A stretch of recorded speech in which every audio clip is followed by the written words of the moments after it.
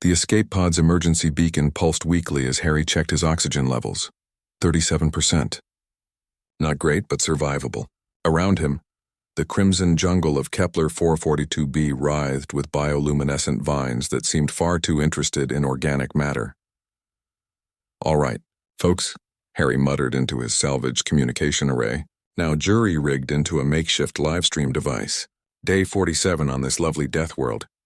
The Federation still hasn't answered our distress call, but on the bright side, I've made a friend. The friend in question was currently circling the perimeter of his camp, a 4-meter-long apex predator the locals called a Vraksha. Its obsidian scales reflected the planet's twin moons, and its 6 eyes tracked every movement with predatory precision. Harry had named her Akim, after the crashed ship's AI that had kept him sane for the first week. "Chat says I'm insane," Harry continued, scrolling through delayed messages from Earth. The quantum relay barely functioned, but somehow his survival livestream had gained 40 million followers. But here's the thing about humans.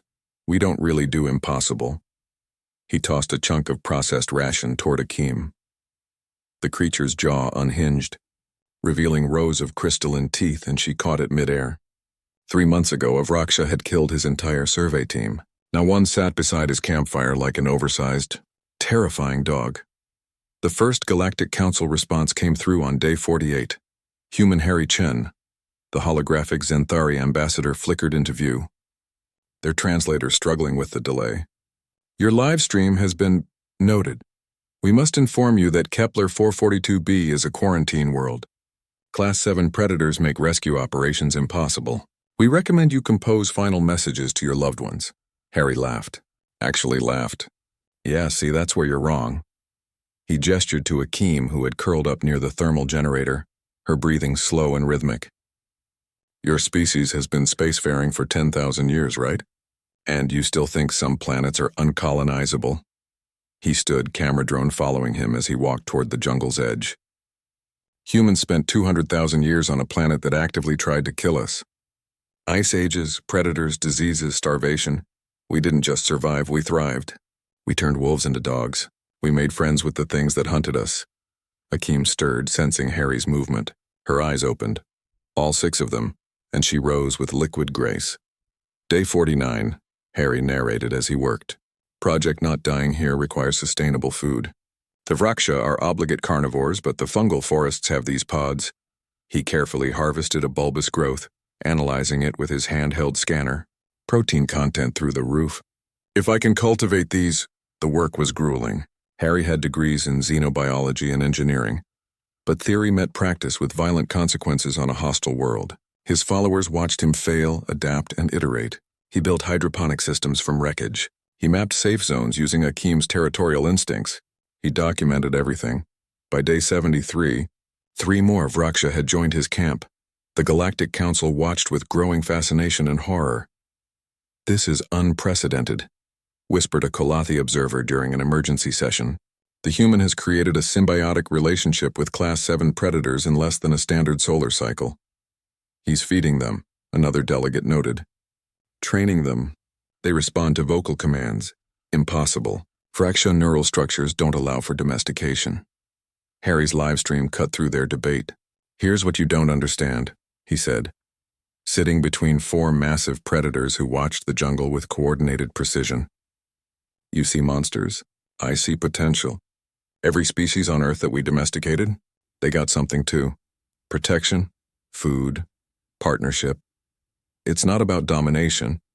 It's about mutual benefit." Akim's head rested on his lap, a gesture that should have resulted in him being devoured. Instead, she rumbled. A sound Harry had learned meant contentment. "The fungal pods attract smaller prey," Harry explained to his audience. "I harvest them. The Vraksha hunt what comes to feed. I get food. They get easier hunting grounds. They protect my camp. I treat their wounds. See? Cooperation." On day 92, a Federation rescue ship entered orbit. "Human Chen." The captain's voice crackled through. "We're detecting multiple Class 7 biosignatures at your location.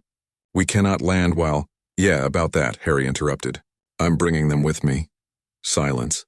"You're... what?" "Bringing them with me," Harry patted Akim's flank. "These 4 are coming aboard. Non-negotiable. I've got 3 months of behavioral data proving they're safe when properly socialized. The captain sputtered. Regulations strictly prohibit, then I'm staying. Harry's voice carried absolute certainty. Because here's what I learned on day 47, when Akeem first approached my camp instead of attacking. Every monster is just a creature you haven't understood yet. And I don't abandon my pack. The rescue ship's biologist, a human named Dr. Sarah Okonkwo, spoke up. Captain, I'm reviewing his livestream data. This is revolutionary. If he's actually domesticated Vraksha in 3 months, the implications for xenobiology, there are protocols. Screw the protocols, Harry said flatly. I'm not leaving them to be studied or terminated. We come together or I stay and you can watch me build a civilization from scratch. Your choice. 40 million viewers waited.